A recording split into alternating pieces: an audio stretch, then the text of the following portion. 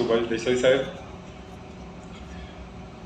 नितीन शिंदे साहेब, मुकेश मास्कर साहेब, साहित्य सेवक वसंत तावडे स्मृती प्रबोधन मार्मिक कथा स्पर्धेच्या पुरस्कार वितरण सोहळ्यासाठी आपण मला इथे बोलावलं, माझा व दैनिक नवशक्तीचा सन्मान केला, त्याबद्दल मी आपणा सर्वांचे मनपूर्वक आभार मानतो, आपणास धन्यवाद देतो। मित्र हो, मी आज आपल्या पुढे प्रबोधनकारांच्या विचारसूत्राचे विविध पैलू उलगडणार आहे। संतश्रेष्ठ तुकाराम महाराजांनी आपल्याला प्रबोधनाचा वारसा शिकवलाय। जेका रंजले गांजले त्यासी म्हणे जो आपुले, तोची साधू ओळखावा देव तेथेची जाणावा। हे झाले संत प्रबोधन। दुसरं असं आहे की छत्रपती शिवाजी महाराजांनी 18 पगड जाती धर्माच्या मावळ्यांना एकत्र आणून जुलमी सत्तेविरुद्धचा आवाज बुलंद केला, ते होते स्वराज्य प्रबोधन। भारतरत्न डॉक्टर बाबासाहेब आंबेडकर यांनी समतेवर आधारित राज्यघटना लिहून माणसाला माणुसकी दाखवली, हे आहे राष्ट्रप्रबोधन। महात्मा फुले व क्रांतिज्योती सावित्रीबाई फुले दाम्पत्यांनी पहिली कन्याशाळा सुरू केली, ते शैक्षणिक क्रांती प्रबोधन। महात्मा गांधी यांनी सत्य अहिंसेचा विचार दिला, ते आत्मप्रबोधन।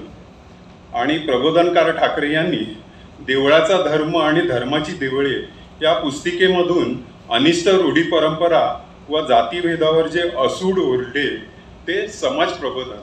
मला इथे या प्रबोधनाच्या निमित्ताने मला हे सांगायचं आहे, हा असा प्रबोधनाचा गौरवशाली व सर्वसमावेशक विचार जाती धर्म पंथ प्रांतापलीकडे नेऊन माणसाला माणूस म्हणून जगण्याची शिकवण देतो।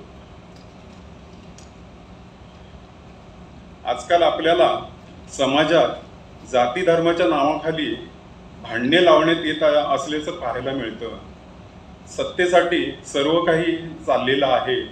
अशा प्रतिकूल परिस्थितीत प्रबोधनकारांचे माणुसकीचे सर्वसमावेशक विचारच या महाराष्ट्राला व देशाला तारतील, याविषयी माझ्या मनात काही शंका नाही आहे।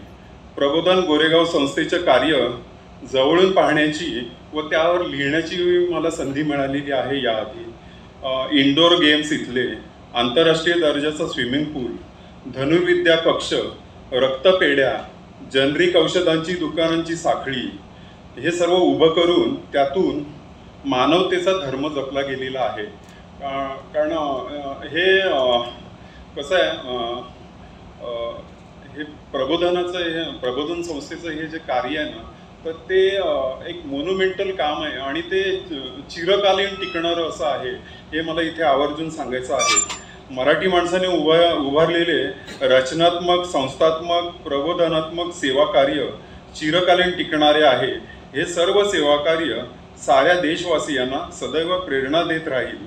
त्यातूनच प्रबोधनकारांचा सकस विचारांची पिढी घडेल असा विश्वास मी या ठिकाणी व्यक्त करतो। सर्व गुणवंतांचं अभिनंदन करतो, संस्थेच्या वाटचालीसाठी शुभेच्छा देतो आणि इथेच थांबतो। जय हिंद।